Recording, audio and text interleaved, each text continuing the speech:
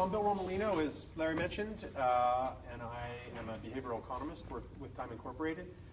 Time Incorporated actually is a company that publishes Time and People and Sports Illustrated, and we do a lot of business in all of your retail outlets and then some, both what we would call traditional retail outlets, food, drug, mass, and then lots of specialty outlets, Barnes & Noble, airport terminals, wherever you see magazines, we're responsible for that in the US and Canada.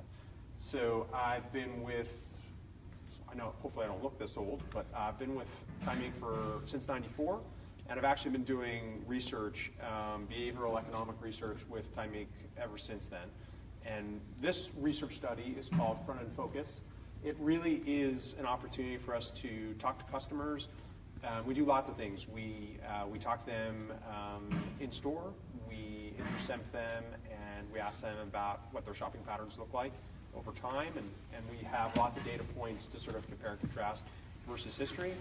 We use eye tracking, we use in-store video, we buy data from the syndicators, and we sort of take all that data and we put it in a blender. And actually, we used to publish the study every 3 or 4 years. We've gotten the methodology down so that we publish now just about annually. So you're actually the first formal group of people that's actually seeing the research. As Larry said, the study will be posted on the ECRM website, so you'll be able to pull it down. So don't feel like you have to jot down, a crazy amount of data. And hopefully I can sort of fill in some of the gaps, and then you can pull the data down. We also have a third-party website that's called frontendfocus.com, and that's actually, you can look at all the previous research that we've done in food, drug, mass, convenience over the years, and sort of, kind of, if you're really trying to get an education on what's going on at checkout, it's a really good resource. And we have lots of partners. We do work with Indiana University. We do some work with Video Mining, a consulting firm called Deckard Hampy. We also do lots of work with Coca-Cola. We work with some of the candy companies in the past, Ferraro, Catalina, all kinds of other CPG manufacturers, so that the research has kind of some third-party credibility and isn't just sort of focused on magazines, rather the complexion of sort of how the checkout works as a whole. So with that in mind, so what's kind of interesting about checkout is that obviously consumers are changing and the retail environment is kind of constantly changing, but many things stay the same. The way that people kind of think about the front-end transaction, processing big baskets, processing grocery orders, and this research study is actually focused on grocery, but many of the trends are applicable to other classes of trade. A lot of those ideas, a lot of the in-store environment takes a long time to sort of catch up. And so when we look at shopper behavior over time, I hear lots of CPG manufacturers and lots of my colleagues in different CPG companies say, you got to blow the whole front end up, you got to scorch the earth and start over. And in the grocery class of trade in the U.S., there are just over 37,000 retail outlets that you'd have to retool to actually do that.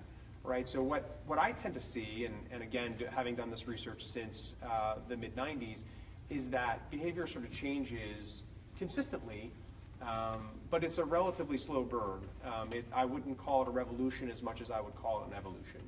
And so when you're kind of thinking about, well, how can I, sort of excite and delight my customers, a lot of times sort of blowing things up and starting over again is confusing, is sort of unsettling, and if we all think about, people we know or maybe ourselves, and, I think about this again as a behavioral economist, if you think about, how do I feel about change? If I go into a retail store and it's completely different than the last time I went in, is that what I really want? What you want is you want new products, you want new ideas, you want new graphics, you want subtle changes over time that make the experience better, and that's sort of what I'm here to talk a lot about, is when you think about things, think about it as an evolution rather than, we need to blow everything up and start over again. The internet has done a good job of that for us, right? That has been a game changer, and I would say that that's a disruptive technology, but that's sort of part and parcel of how we think about retail as kind of an aggregated go-to-market strategy for customers. So the way that your internet strategy works, the way that your social strategy works, the way that your engagement strategy works, and I really liked your idea of creating relationships, and that's what we want to do. So if you're a People magazine reader, we don't want you to just buy People magazine, once a year. when something that tickles your fancy is on the cover, we want to build a relationship with you, and we want to engage you with the print version. Maybe we want to make you a subscriber. We have internet properties. We have things going on social. So we're really kind of thinking about how do we get this sort of total customer engagement strategy activated, and how do we become, part of your everyday life. So moving forward, when I think about the checkout, I think about it as a department. And so we publish some things, some dossiers, and some job descriptions, and we think about deli, right? That's a department. Or we think about produce. That's a department. Well, I think about the checkout because it works as a system and the way that the categories interact with each other as a department. And I think that's a pretty big departure for lots of retailers. And when I think about it, I think that there should be one person that's head on the horse making the decisions and sort of working with the candy buyer and the magazine buyer and the beverage buyer to make sure that all of those categories are optimized and they form kind of a solution for the customer, so that when the customer goes through that area, it's not a disjointed array of product just kind of thrown at them, and hopefully some sticks and sort of moving on from there. So it's worth about $6.5 billion in retail sales in grocery. And it's actually growing at 3.3%, which is almost double the growth rate for the rest of the grocery industry. So not only is it sort of exciting and it's impulse and it's additive to the basket, but it's pretty big and it's growing much faster. And from a profit margin perspective, it has a bit higher margin than many of the other grocery categories. And it represents about 1% of total store sales. So this is one of the data-intensive charts, and by no means do I plan on going through this in detail. I'm going to introduce the notion of a power category. So a power category is a category at checkout that it's impulse-oriented, it's frequently purchased, it has high household penetration, and it has large enough share where it can sort of impact the whole, right?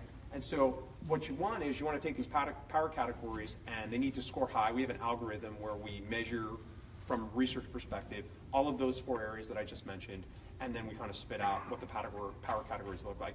And so that should be kind of the nucleus of how you build the checkout area, how you build that department. And then you wrap the other things that are either new or exciting, or maybe it's a new product introduction, maybe it's a category that's just becoming hot with consumers. One of the things that's very hot with consumers right now is the category called meat snacks.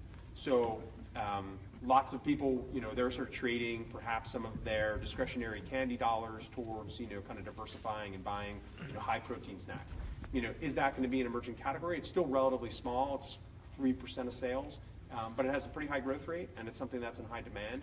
So I probably wouldn't remove everything from checkout and just put meat snacks there, but it's certainly a category to keep our eye on. It's certainly a category to introduce. We've seen lots of things over the years. I remember a product, there was a pocket pack item that was launched by Listerine, and it was big for 18 months or so, and it was something that you let dissolve on your tongue, and you went from dragon breath to having good breath for the next hour or so. That was a really big category. I can't remember the last time I used one of those products. So retailers maximize the opportunity there, and then they moved on. And there should be some of that. Those new product introductions. White chocolate was another big one. Hershey, Mars, they all jumped on the white chocolate bandwagon, and it lasted 12, 18 months, and people moved on. Another thing was all these crazy gum flavors, tropical mint, and they lasted. That was a big craze for 18 months, 2 years, and now we see sort of back to the normal brands and the normal flavors. So this is actually kind of talking about household penetration. So about 20% on any given day of customers buy something at checkout, and then you can see the blue bars are actually categories that have ever been purchased at checkout by customers, and then purchased today. So we use Intercept research, and then we look at register receipts after people are shopping in store, and we sort of characterize things in terms of impulse-oriented buys at checkout versus the stuff that happens in the gondola or in the store. So that's penetration, and then we measure frequency of purchase. So you can see items like candy, gum and mints, magazines, beverages. They're high on purchase frequency. I'll go back. They're also high on penetration. And then we move forward. A very similar story. So this is impulse. So we ask customers and we video and we eye track them to look at, again, sort of looking at how people buy different products. So you can see, again, candy, gum, and mints, magazines, beverages. So you're starting to see a trend that the power categories are kind of those major categories. And we'll dive into that in a little bit more. But I would definitely encourage you, I'm not trying to give you sort of the 20-foot view. I'm trying to give you the 40,000-foot view, and then you can go through all of these data in detail. And certainly if you have questions at the end, we're going to leave some time, and then we can exchange information. If you have more questions, I'm happy to share that with you. So then we kind of move on. So the red bars are actually reach of dollar sales. The blue bars are actual space allocation. And then there's a judgment call in terms of over under space based on their index. And again, not trying to sort of give you that 20-foot view, but kind of looking at just the thumbnail. Beverages a bit underspaced or very underspaced. Many of the other categories, and that is somewhat related to the size of the cooler. So you can't, people don't want to drink warm beverages at checkout, so you are kind of constrained. And then you see some over-under space. Some of the emerging categories that I kind of talked about, meat snacks and energy shots and healthy bars, which we're hearing a lot about at checkout. So you can kind of explore that to your heart's content. And then we kind of get to the construct that I kind of talked about. So we take the four things that I talked about before, so household penetration, purchase frequency, impulsivity, and share, and we build an algorithm. We score all the categories, and then we sort of characterize product categories that are what we would call power category, which is in the green box over to your left, my right, and then in the yellow box are mixed scores. So product categories that need to have a healthy assortment, healthy meaning a healthy number of SKUs or products, and then they complement the power categories. And then in the red box, really sort of items that score relatively low, either in one or multiple of the elements that we talked about in the algorithm. And those items we really sort of need to be careful of how many items we need to actually add to checkout for those product categories. So that's sort of the notion of power category. And really, if there's anything that you remember that I say in this 15 or 20 minutes that we chat, is really kind of the notion of that power category and the elements that sort of breed that kind of power category status. And then we have a typo. Actually, you got shortchanged. 7 key insights. In fact, I only have 5 for you today. I think the reason for that is that 7 was really hard to read, so I sort of condensed it down to 5. So let's go through them.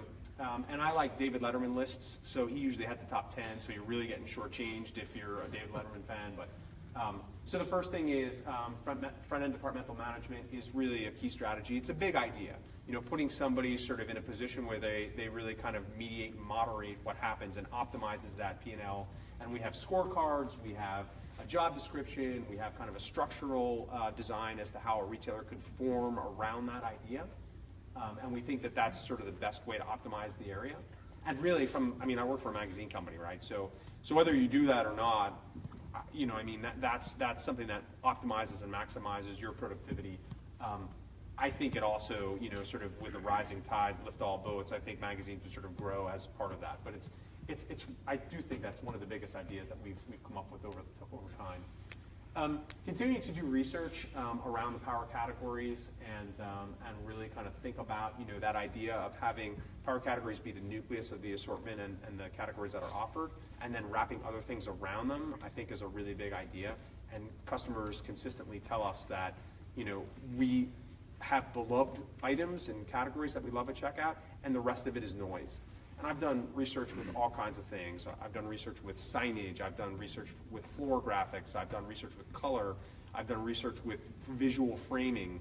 I've had some of the best minds from Indiana University, from Stanford, from Columbia as colleagues. And we have tested stuff that we thought would just knock people's socks off. And actually most of it, to be very truthful, is kind of processed as visual clutter. So simple is better.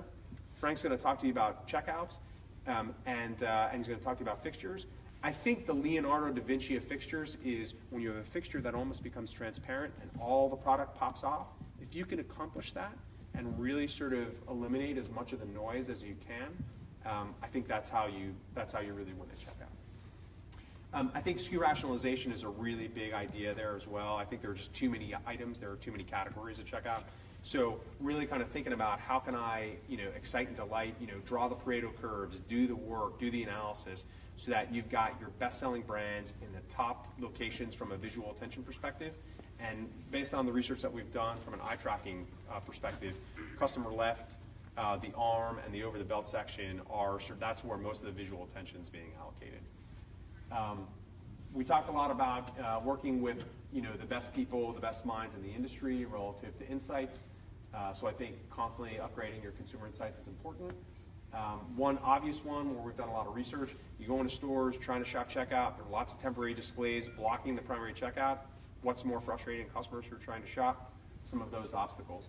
Trying to eliminate the obstacle course in store is really key.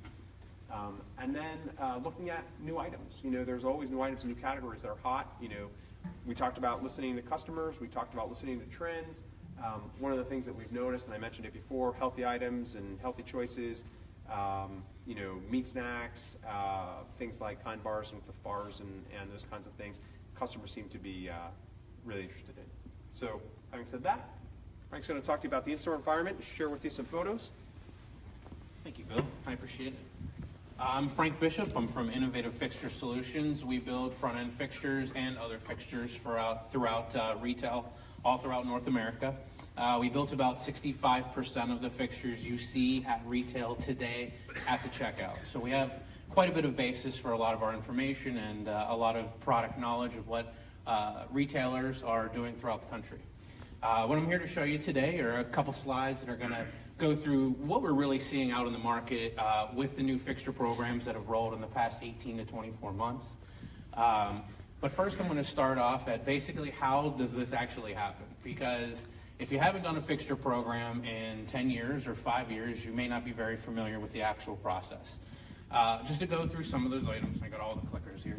The very first thing is actually exactly what Bill just went through, is the information phase. So you take that 40,000 foot review that Bill just gave you, the category information, and then you really got to drill down to see what your company and your group is doing well. I work with a number of different people in a number of different outlets, and some are way better at beverage, and that could be because of their location. It could be because they've been using better coolers for years. But it's really important to notice where you're trending positive, where you're trending negatively. I'm sure everybody knows this though. But the information Bill provided will be very helpful in doing that going forward. The next piece to this is really having a store survey. You'd be surprised how few retailers actually have any clue what's at the front in their checkouts. They'll know the planograms, but they won't know by store. They won't know store 721. What's the fixture in there? How long is it? What size cooler do we have? I see people in the audience already going, yeah, I know exactly what you're talking about. This is a really crucial part because of a couple different things that are trending right now. First, I do think that beverage is a very important piece that we're going to touch on, but beverage seems to be the fixture that's changing the most throughout checkout. For years and years, we've all used the GDM10, which is the 24 by 24 inch cooler, and with beverage trending so much, not just on soda, but on non-carbonated, the juices, the waters, the need for a larger cooler has definitely come up in every single major remodel we've done at the front end for pretty much every retailer out there, unless they were already in the 36-inch wide range. So we usually start with that information, and you need to know, do your stores have coolers today? Do they have power? What cooler do they have in there? Do we need to replace these coolers? That's really one of the key things that we're noticing on the store survey. The other thing is, these fixtures are getting shorter. So when fixtures get shorter, product goes away. So we're trying to find ways to maximize the available space in the store, and that store survey is critical to doing that. A lot of retailers that we've worked with over the years stay with the same length fixture, 6 foot, 7 foot long, and it doesn't matter how big of a lobby they're building. If you're building new stores, you know that large lobbies are very common, you see them everywhere, as opposed to older stores where the lobbies can be 6 to 7 feet. So knowing that lobby space will really allow you to determine how long you want your fixtures to be. We used to try to tell people that one size fixture was easier overall for you, and it does save you a little bit of money on the manufacturing side when you're only building one fixture. but really maximizing the space in the store by doing a survey and saying, hey, this store can actually take a 10-foot rack instead of an 8.5-foot rack. That's a foot and a half of space on each side of the fixture that you're adding, where you can add in categories beyond the power categories that Bill just went through.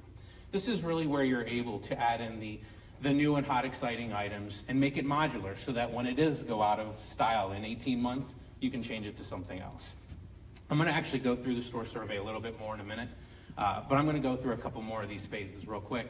Fixture concept design. Once you have the survey done, you've done your analysis, you have an idea of where you want to go with the fixture.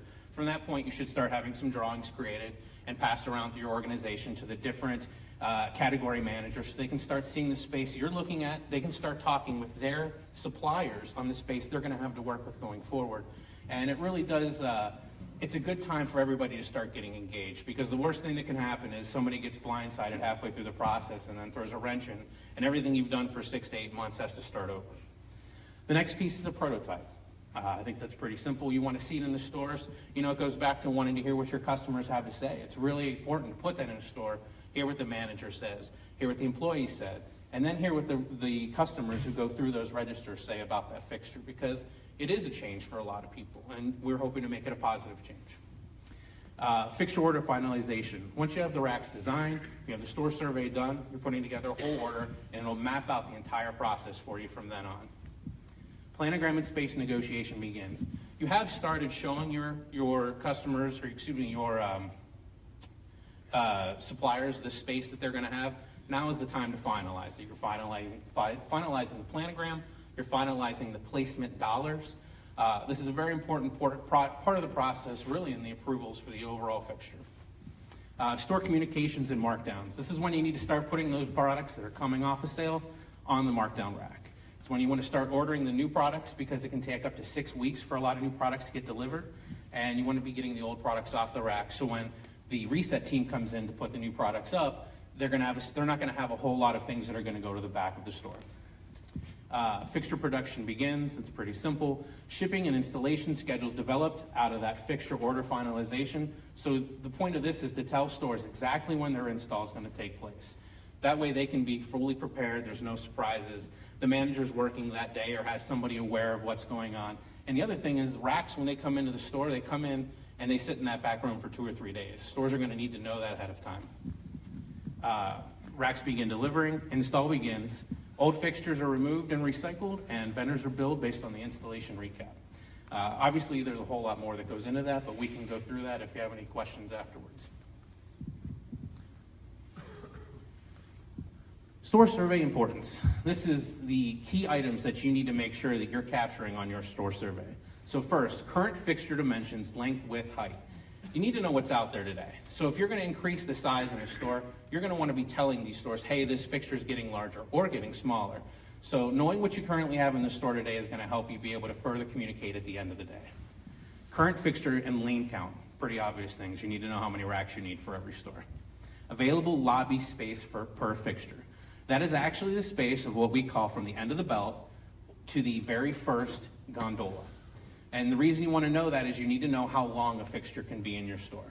So if you're, again, I'm going back to that example, if you have an 8.5 foot long fixture today and you end up having a 20-foot lobby, it doesn't make sense to not utilize some more of that space for more product up front. So that helps you be able to determine how long can you actually go with these fixtures. Now we see people go anywhere from down to 10 feet of lobby space up to 14 feet is their minimum. So it definitely changes throughout. I mean, we have people that have 6-foot lobbies too, but those are in much larger stores. But when you're trying to increase a fixture's length, that's a very important piece. You need to note any obstructions and pulls. If there's something that's going to prevent a fixture from going in there, you don't want to ship it in and then ship it back out. That's a very costly experience. And detailed drawings of the self-scan area, because really those areas are all over the place, and determining how you're going to merchandise that is really going to be store by store based on your overall fixture concept.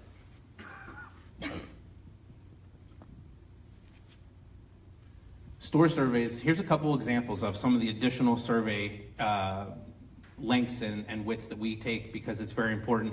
Register stand to end of belt. That's just that little belt cavity area from where your register sits to the end of the belt. That's crucial because it actually goes into the overall length of that space you have to work with within the store. If you don't measure that, and you don't make the belt long enough for that area, you also can end up having a gap at the backside, which is also another thing you don't want to do. That's valuable merchandising space you'd be giving up. End of the belt to first gondola, that's an example of that lobby space we had spoke about a little bit earlier. And belt height and current front end fixture height, width, and length, all pretty simple. What's new on the front end? So we're going to go through some of the fixtures we're developing today and really the main items that people are adjusting on their fixtures from previous programs. The biggest thing is the focus is completely on product visibility. Just like Bill said a minute ago, we don't want to make this complicated. We're not trying to stack products over each other of different categories. We're really trying to stay very linear, the same products in the same areas. You know, for years we used to have magazines on the customer left side of the end cap and on the customer right side.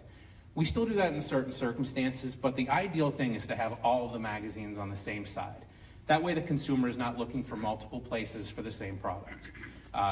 The other piece is really trying to get the shelves and the angles correct. So what you see in that picture is gum and mints.